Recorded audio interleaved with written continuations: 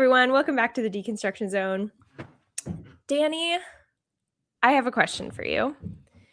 Let's go. And I wonder, because this is not the first time this has happened where I've presented a topic of conversation that is born out of like something that you preached on literally the day before, because we usually record on Mondays. Right? So, first of all, this is a tangent, but like, how do you like that? Is that like a goal as a pastor to have like a thought-provoking sermon, or are you like, oh, dang it, like this is unwanted critique, No, or not certainly, critique, but yeah, certainly not unwanted. Like per my Enneagram types and Enneagram 8, like I certainly welcome and enjoy all sorts of feedback. The only feedback I really don't like is like right after sermon, right after service, where people come up to me like, Pastor, that was so good. Like I don't need that actually. Like the oh, interesting. back patting I don't need. And I think generally people are more like they're really genuine when they mean it. They're not trying to like just gas me up and be nice. Mhm. But I do appreciate the follow up because it means that like something resonated, and you know this about me. Like I don't need people to agree with me, so I'm always excited to have the conversation. Little bit of a similar tangent. My favorite thing people say, it's not actually my favorite, but it makes me laugh every time. In the longer I'm a pastor, and it just keeps happening.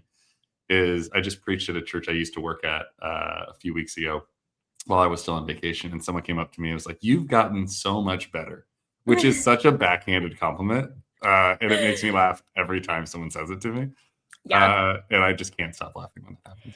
Yes, it comes from a really genuine place of like, wow, you've gotten so much better. It's kind of like when someone says like, oh, you look really good today, like, because it kind of implies that you don't look good on all the other days. Yeah, it's like, tell me about yesterday. Like you saw me Like, oh, yesterday too, and okay, you didn't say thanks. anything. Uh, no, but um I dig it, and especially yesterday's sermon. And so I'll be interested to see where we go and talk about. But it was one that I think resonated with a lot of people in terms mhm. of like inclusion, but was likely provocative to some other people about the way we get there. And I know a lot of it. I think about this all the time. Like I'm kind of giving my personal disposition on inclusivity and the kind of the scope of it, but I also know that Mhm. doesn't always resonate and land with everyone. So I'm excited to see where we go. Yeah, so it certainly, I feel like it certainly, I had like a provoked response. It provoked a response in me for sure. And I am a type of person that like wins something. I feel like sometimes I'm like a little clam. Like if I get like a little piece of sand in my brain, I have to like roll it around and around until it becomes a pearl. Otherwise, I like cannot move on with my life. And so yesterday afternoon, like after like during worship, after the sermon, and then like on my drive home, I was like rolling around the little piece of sand because I was like, okay, how do we like do this? So, Yeah. for context for our listeners, if you did not attend the well yesterday and hear Danny's sermon, basically, uh, what you talked about was how to build an inclusive community that is truly inclusive of everybody. Um, and that includes people who may not agree with all of the stuff that we agree with.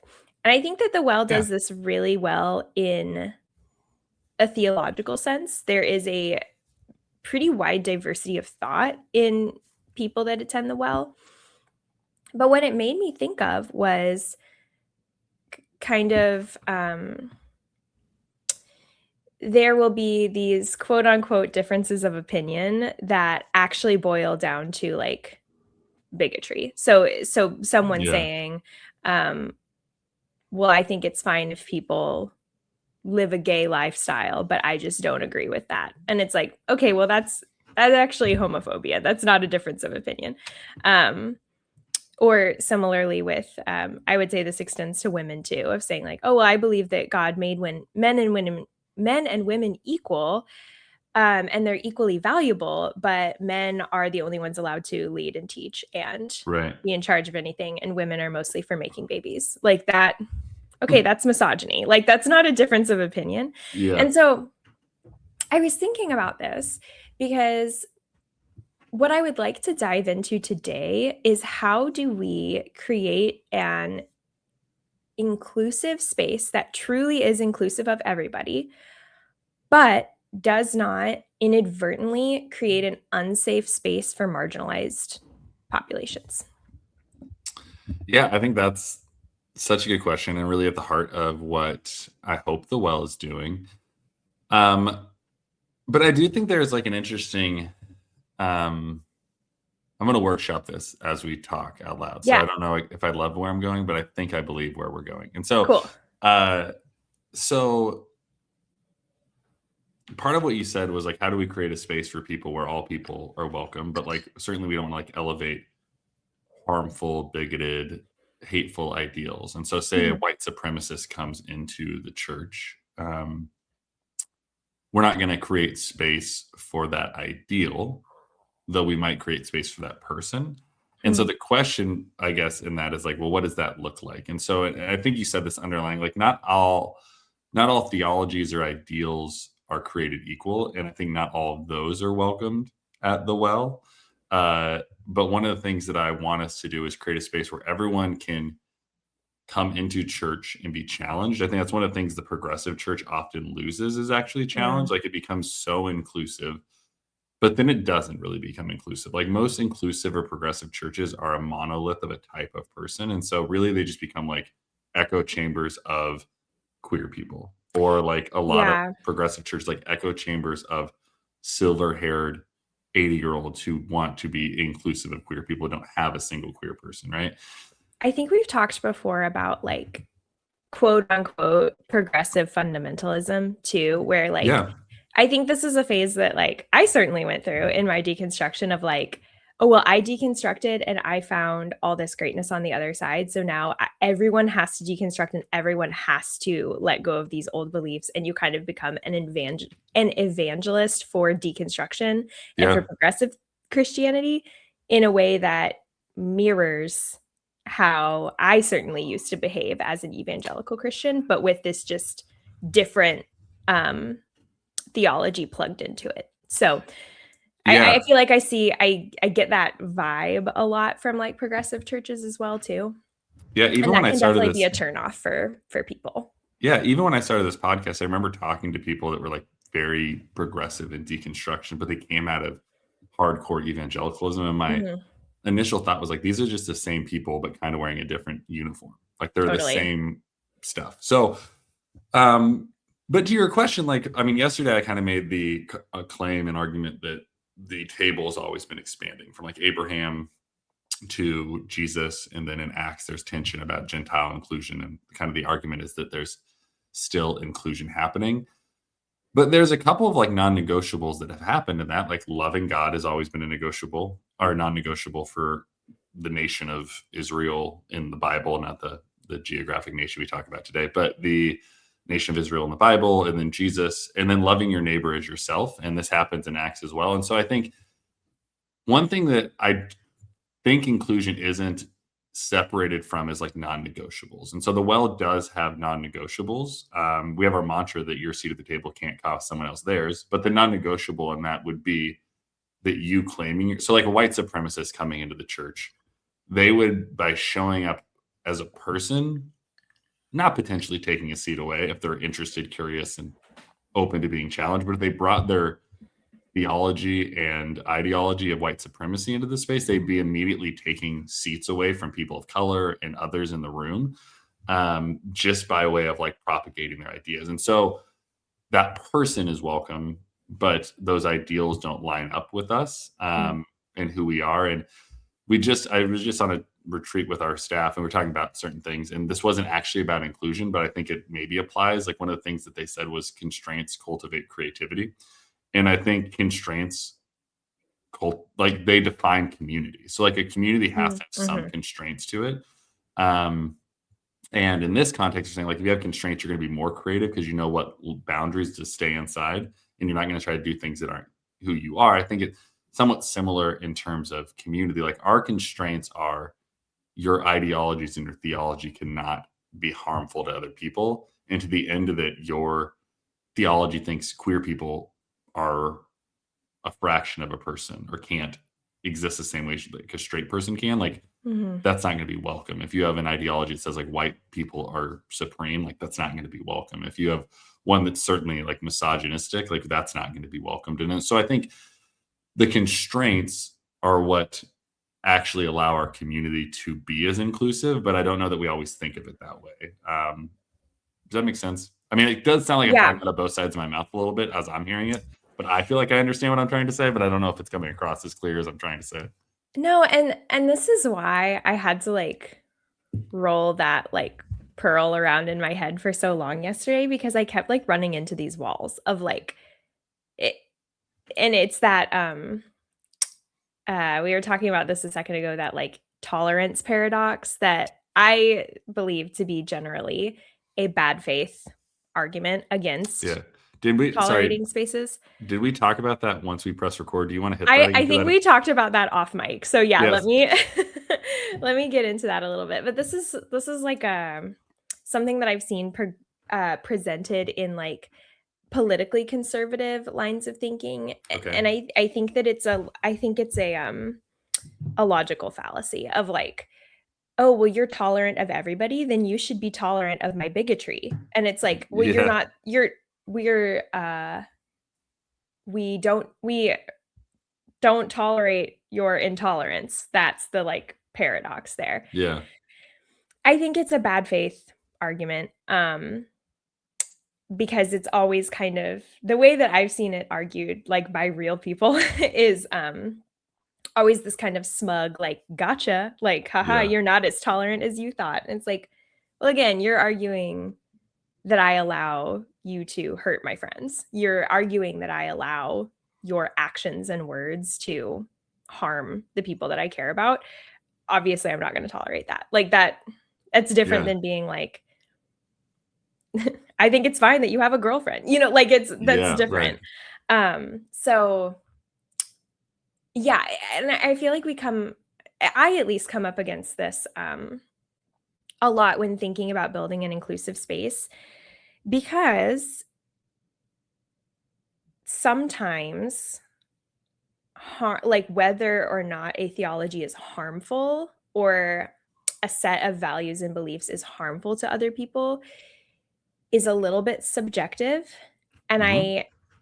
I think that can be very, very true and like resonate with lived experience in a very like a way that's really accurate. And it can also be subjective in a way that's like, it's only subjective because we're arguing from two different worldviews. So for Yeah. example,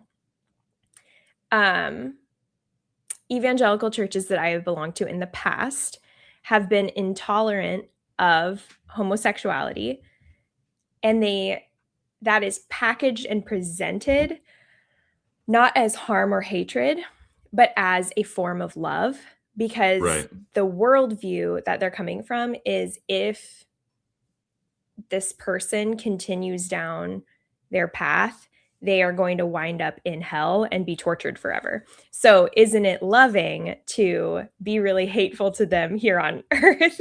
Yeah. You know, and now I'm filtering this through my like bias because I don't believe this to be true anymore. But I certainly like bought into this kind of Yeah. mental gymnastics of like, no, the most loving thing is to stop you from quote unquote living this lifestyle. The most loving thing as a woman is to bend my personality and my natural proclivity to the patriarchal values instilled by the church, because that's what God wants. The most loving thing is to ... So Yeah. what are your thoughts on that? Because I feel like we kind of have like, in some ways we could maybe be doing the same thing, or like it's that like talking out of both sides of your mouth type of a deal.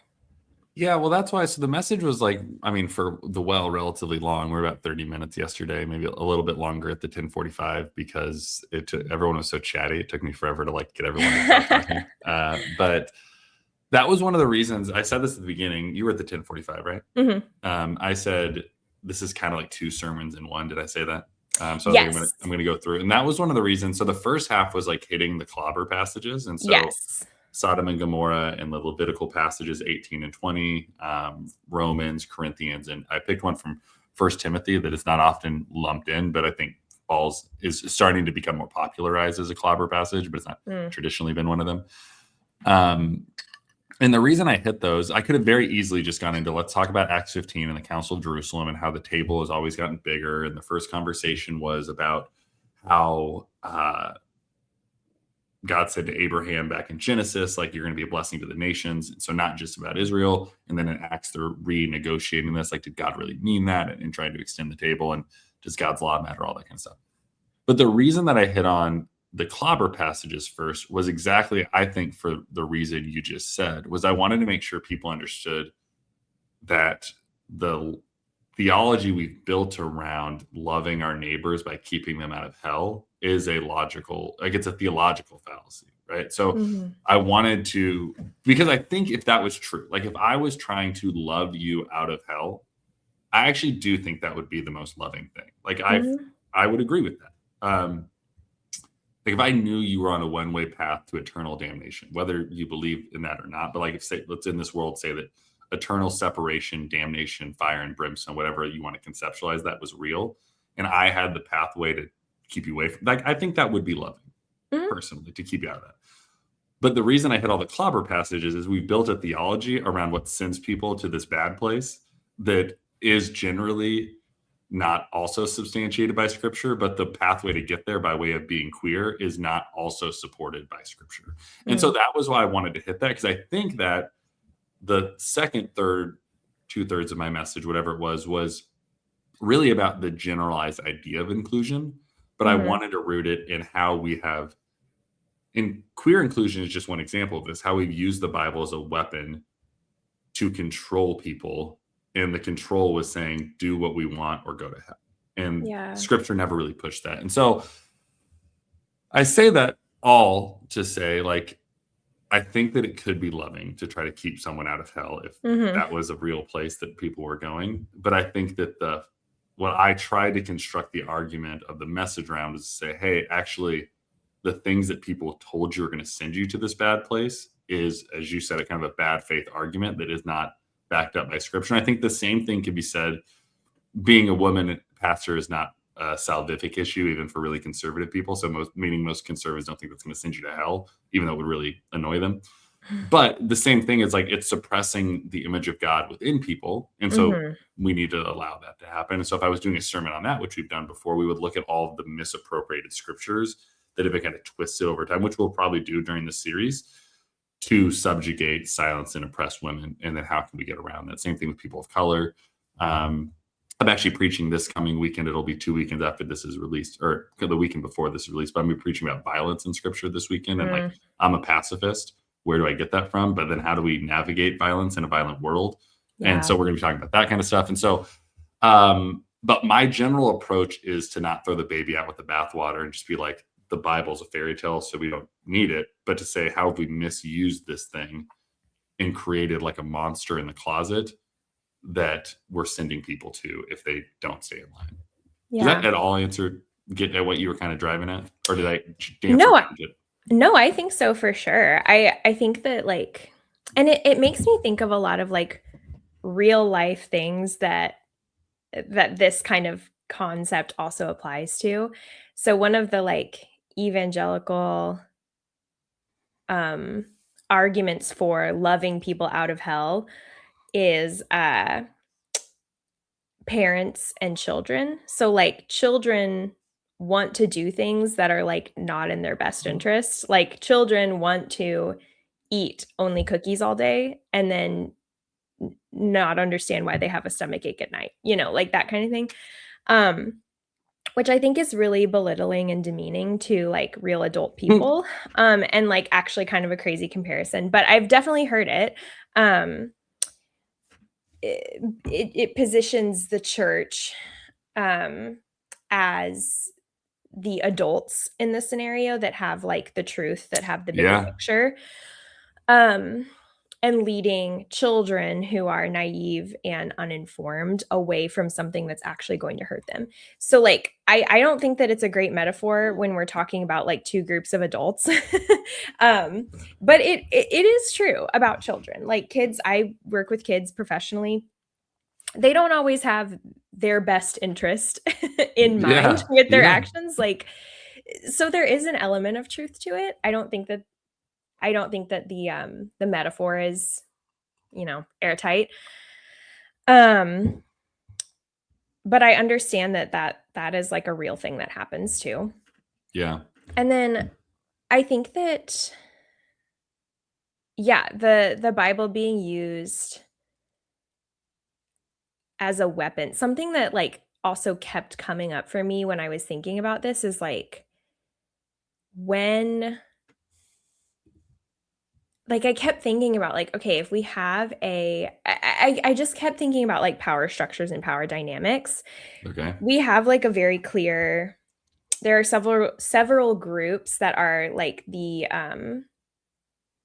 ruling, quote unquote ruling group or ruling like class in America. So like Yeah. um white people. That's like white people hold most of the political and cultural power, et cetera, et cetera. Um, straight people is another like group that holds a lot of the power politically and culturally, religiously, certainly. Um, and there are like several other demographics, men, another one.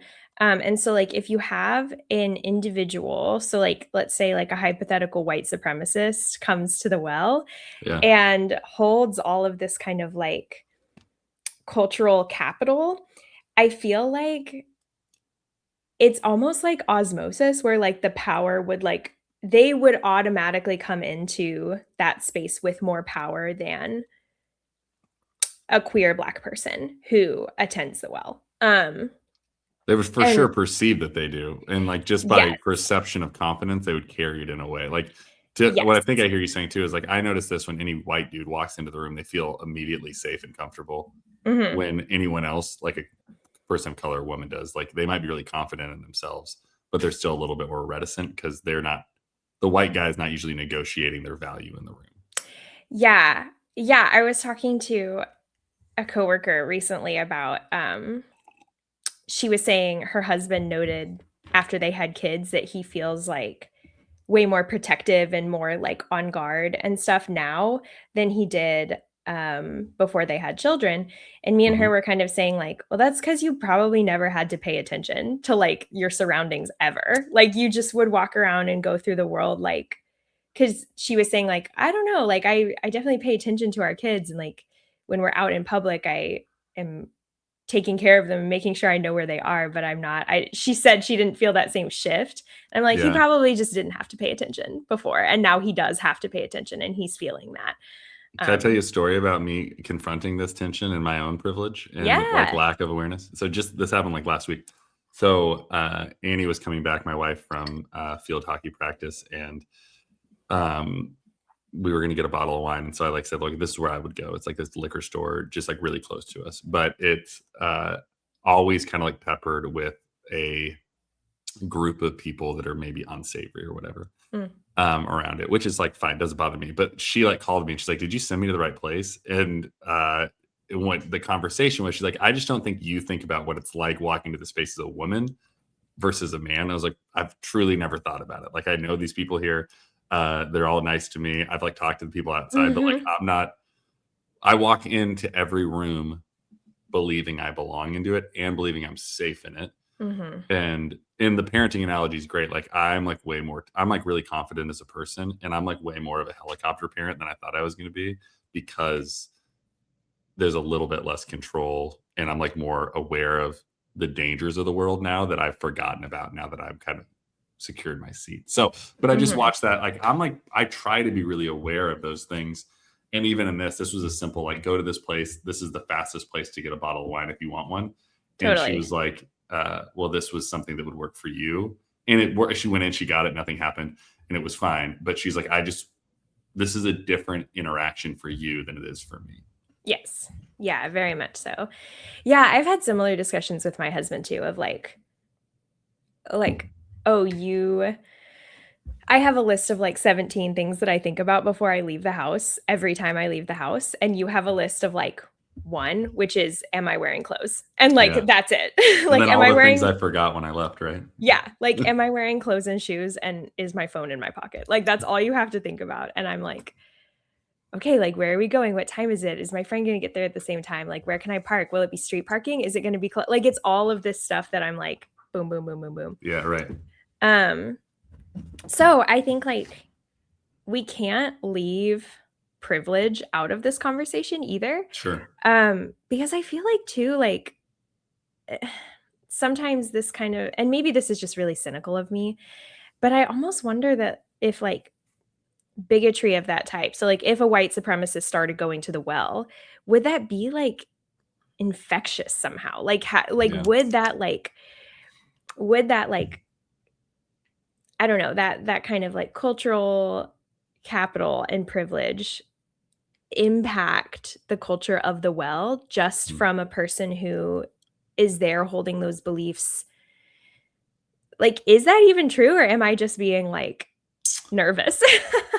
Well, a couple of things that are just like hitting me here, and like some of them you're like probably gonna say, Danny, you're dumb. You should have known this already. But the first one I would say is I think they would be infectious, but not in the sense that they would seep in to people. I don't think they would be like infectious in ideals that I don't think we would turn the group into white supremacists, but it would infect the vibes.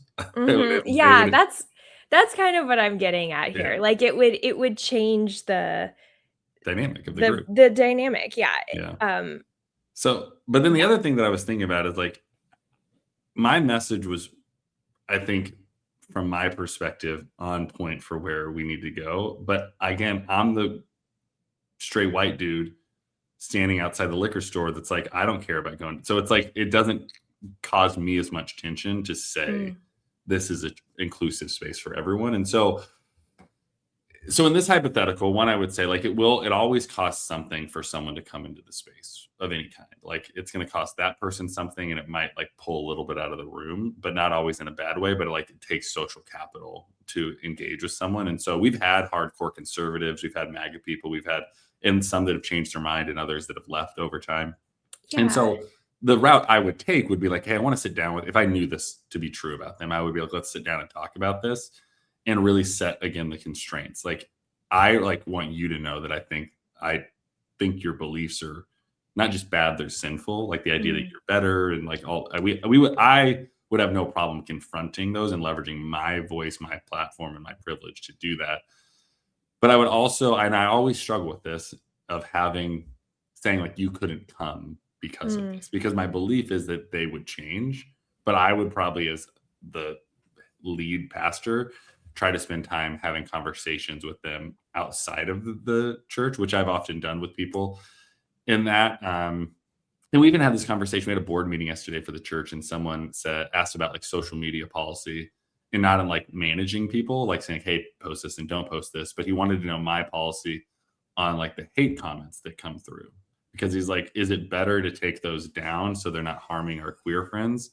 Or is it better to keep them up because you want to create seats for this guy, which is essentially the same thing, right? Like, and I have a pretty strict policy where I'm like, I don't delete things. I let people say stuff. But recently after Pride, I had to delete a bunch of comments. I think we might have talked about this on an episode even. I had to delete a bunch of stuff because it was getting really like bigoted and hateful. Yeah. And I think actually it's maybe the first person I'd ever blocked. I think I had to block him. And so that was really like hard for me, but it got to the point where their beliefs weren't just bad and they weren't just misaligned.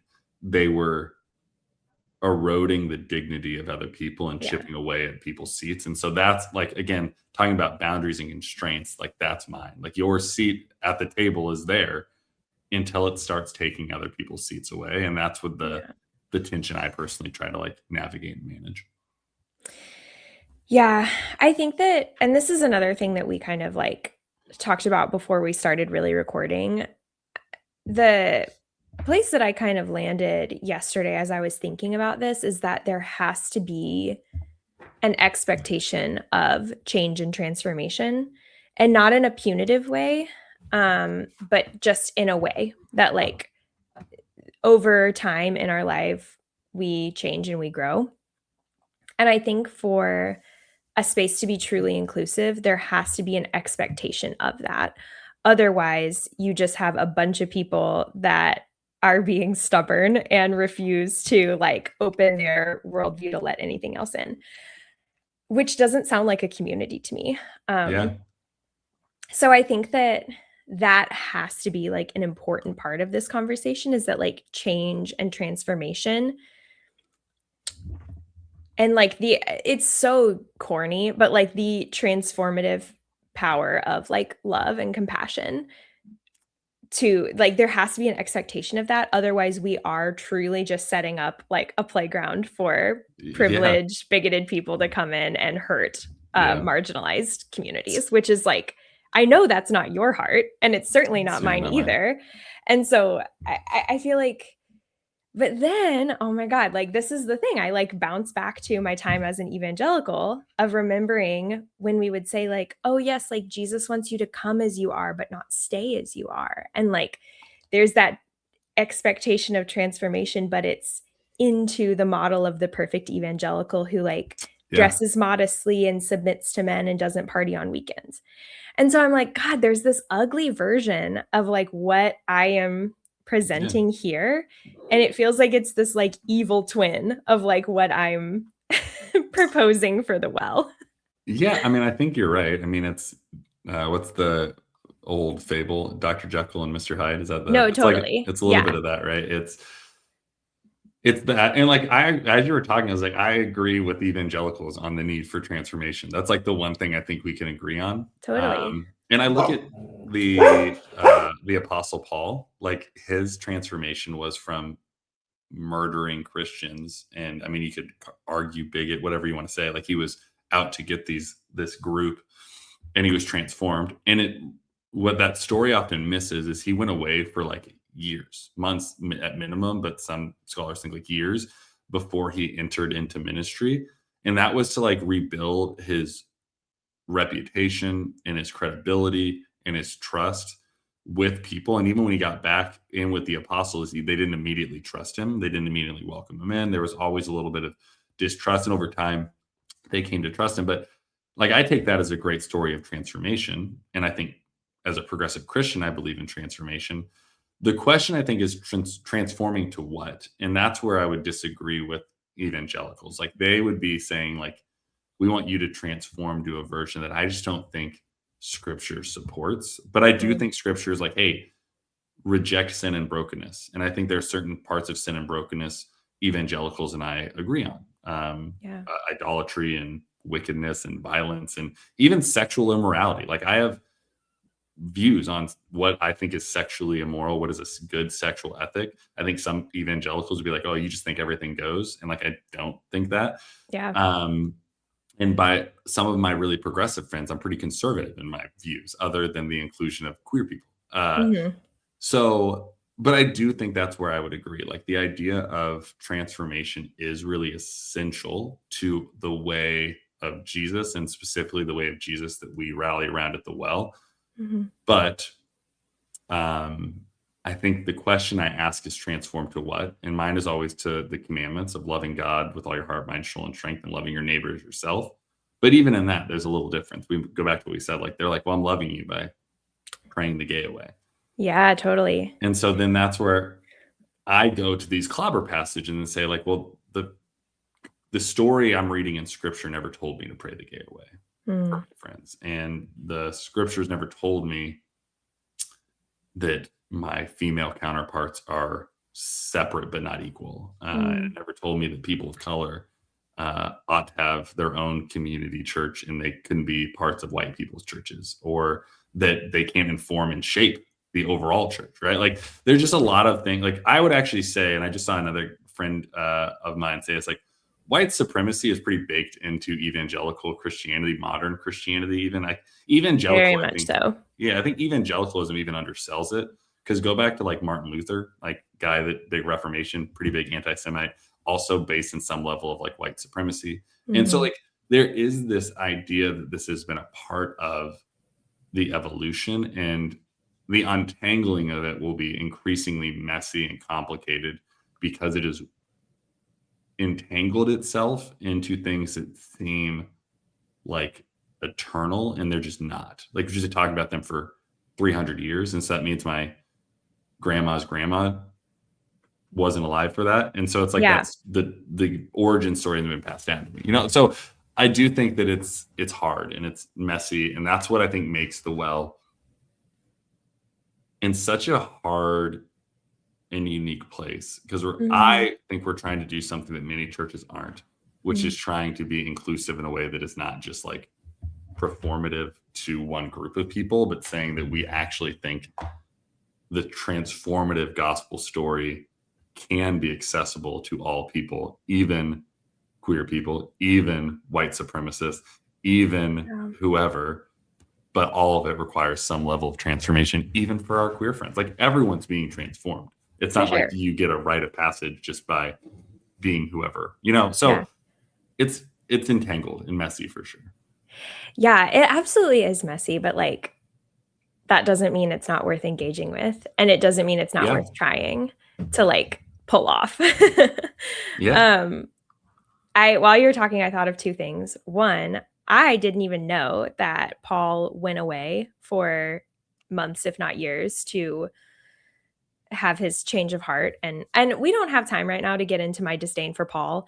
Maybe on a different episode. I hate that guy. I'm tired of being told that I'm not allowed to hate Paul. I'm exhausted by him. I think we could do an episode called Maggie Hates Paul. I hate Paul. I'm sorry. Like, and it's because Paul has been used as a weapon throughout my entire life. And so even if I'm now, you know, almost 30 years old, and I'm realizing like, oh, Paul has been egregiously misrepresented. Okay, too late. Like, you know, so that's my disdain for Paul. But I have heard his transformation story preached as a convenient little cover for men who commit crimes and are still allowed to be a part of a congregation or be a pastor even, because this transformation of Paul on the road to Damascus really has been presented to me as like, he is out there killing Christians, and then the next day he's the leader of the church. And like, it truly is like smash cut to Paul being the model Christian. And it kind of misses all of that. In real life, if someone has a transformation like that, it is like years in the making. And messy. And accountability was a part of it.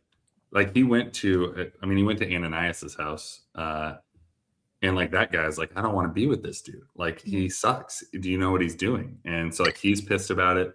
But then after spending time with Ananias, like in his eye, I think that's when the scales fall from his eyes, as the story says. But then after that, it says he goes away and he's like just learning from people. Like but he had to have the trust of Ananias before. And Ananias took a huge leap of faith, which I think, again, like, we don't talk a lot about that part of the story, but then he had to go from there to then another group of people. And so I think you're right. Like, we do often preach it as like blinded and then immediately turned around and was like given the keys to the kingdom and just like, hey, tell us what to do, Paul. And it's like, he spent before he became a prolific writer, he was probably pretty prolific in like learning and apologizing. Like, I bet he went on an apology tour before he was literally killing people. Yes, right. Like, and good. And I don't think this is, again, we don't talk about this a lot. And if this was all happening today, it would be different. But I'm sure there are people that were like, fuck this guy. Like, like, I don't want to listen to him. And we see that even a little bit like with Peter and Paul, like, they just don't get along super well in their early interactions, at least. But even there's always a little bit of tension. And so it's like, yes, but all that I would love to actually do an episode on Paul. We should do that. But I do think you hit on the right interesting part, was it's like we conveniently expedite his conversion for the sake of sweeping atrocities under the rug and being like, well, if Paul could kill people, at least, I mean, he just slept with his secretary. So it's like, you know what I mean? Or whatever. Yeah. And so it's or like all he did was groom one of the high school students when he was the pastor. Like that's all, and now they're married, so it's fine. Yeah, Like and they didn't even start dating till she was 17 and a half. So it's not yeah. even a big deal. Yeah, Yeah, they it's a started nightmare. dating the day after her 18th birthday. It's a nightmare. It truly is. Yeah, it's a terrible. And so like, yes, we should do an episode about my hatred of Paul. Yeah. Maggie but hates Paul. yeah. And you know what? I don't even care because like he's not alive. So it's not like I'm gonna hurt his feelings. Anyway. Well, yeah. Here's the other thing though. It's like I actually don't, again, I know he makes up most of our New Testament epistles, but Mhm. nowhere does Jesus say, and be yea unto ye, make sure you listen to everything Paul says. Or like treat him like God. Like actually, so we live in St. Louis, you and I. Mhm. And maybe this is everywhere, but this is the most Catholic place I've ever lived. So I see these like Pauline stores. Do you ever seen these? They're like Catholic bookstores. Yeah. But they're called Pauline, I think is what they're called. Okay. But what's very funny to me is I heard someone say this like 5 years ago. I never thought about it. But most people aren't Christians. They're Pauline. Like most people are followers of Paul than they are followers of Jesus. Or they're followers of his articulation of Jesus, right? Like most evangelicals I've met are actually followers of Paul and not Jesus. Yeah, and we end up even look at like the clobber passages, like people who are they quoting? Paul. Yeah. And I think Paul's not as bigoted as he's presented, but I also think he doesn't. I mean, I don't love him in the sense he doesn't do me any favors, but I don't think I think he's being misrepresented. But I also think that like I would go to Jesus before I would go to Paul. Yeah. Yeah, and I've read some really compelling work on. I don't think that Paul as a person was probably as bigoted as he's been represented either. The making of biblical Beth Allison Barr. I was trying to remember her name. Yeah, she wrote a really compelling argument in favor of Paul and his writings on women. And I read it and I was like, yeah, I totally see what you're saying. And furthermore, I agree with you. I still don't like Paul. You're not going to make me like him. Sorry. But anyway. Shouting out really quick to someone in the Deconstruction of the Podcast sphere, the Theology Girls podcast had a really great episode with Beth Allison Barr. Cool.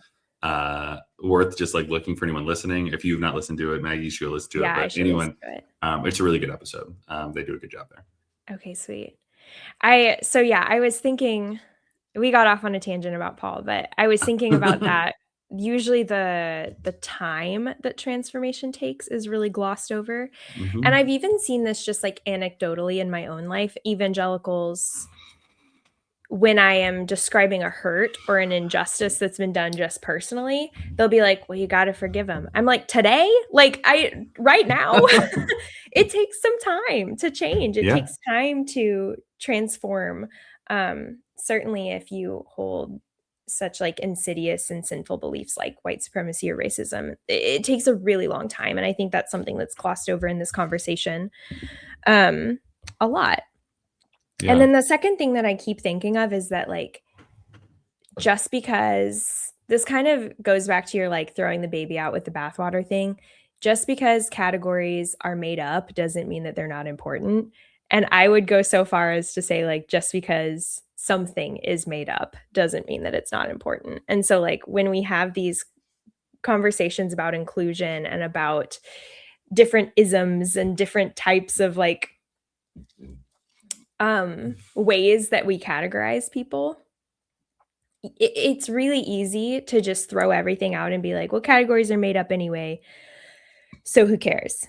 We care. Like, even if you're saying that you don't care, it's baked into not just like our culture, but like human psychology. We're really, really good at creating categories. And so like we have to, it's what we do. And just because they're made up doesn't mean they're not useful. And just because they're made up doesn't mean they're not important. And so we have to acknowledge identity. We have to acknowledge groups that people are a part of and where and how those can interact with each other, which is all like, that's intersectional thinking and injustice is kind of all about that. And so, but yeah, I don't know. Well, do you think we solved it? Do you think we like figured out inclusion? If only it was that easy. It only took us 45 minutes. I mean, I think we Yeah. kind of nailed it. I think we did.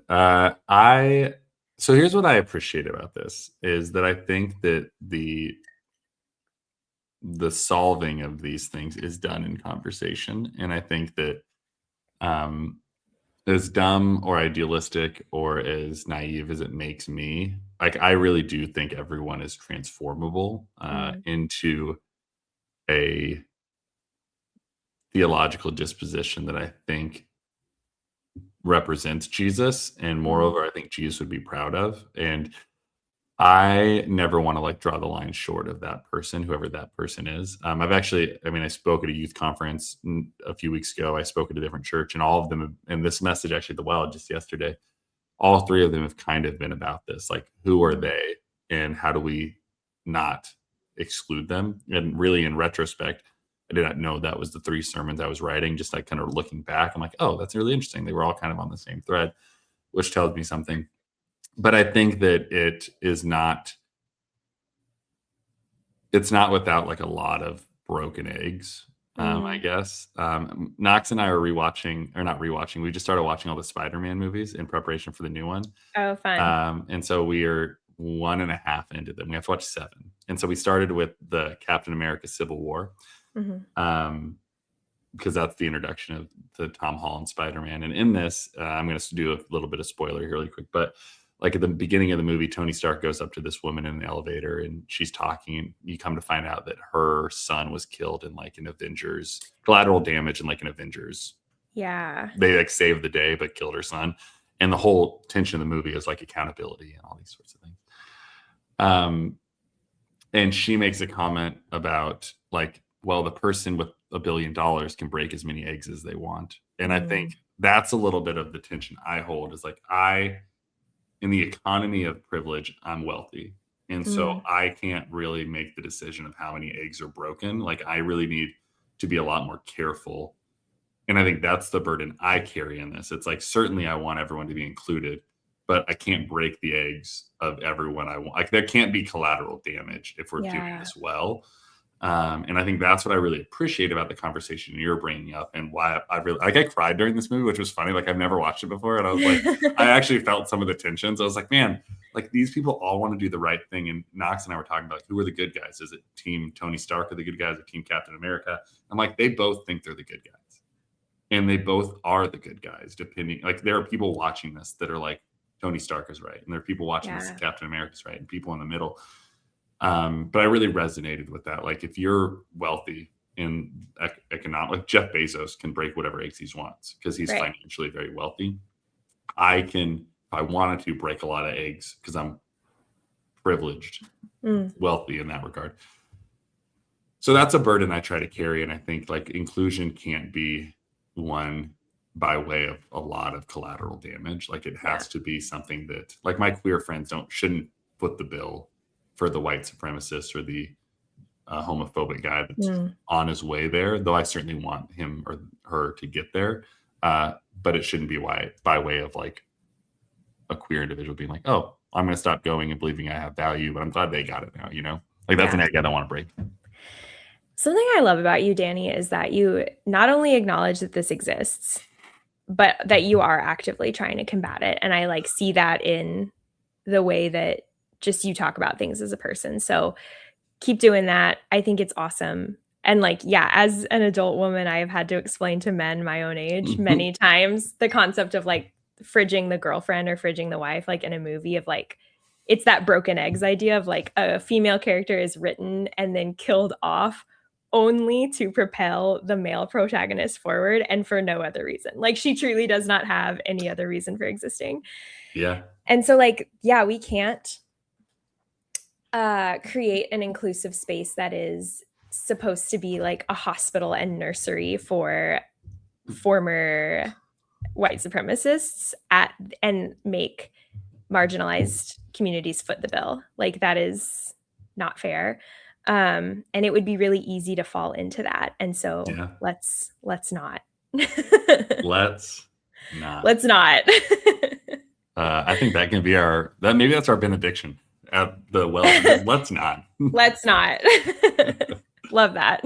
Well, I don't know that we solved anything, but I do think that this has been, again, I think the action is in the community and the conversation. And I appreciate these conversations. And like you asked at the beginning, and I think you genuinely meant it, like, do I enjoy this kind of stuff? Like the follow up on the message. And I do, because my hope is that not everyone leaves agreeing, but I hope everyone leaves like, and I love the analogy, like rolling it into the sand into a pearl. Like that, like Paul's conversion took time. Like you had to mull over it and you had to get there and you had to ask questions and you probably had to do a lot of different things and then have this conversation. And so I do appreciate that. And I hope that for listeners and anyone else who was there on Sunday or just listening to this or just in a group with friends, family, or whoever, that you can start rolling that around and having some of those conversations, because there are people that I think we can influence and have conversations for good and for inclusion and for justice.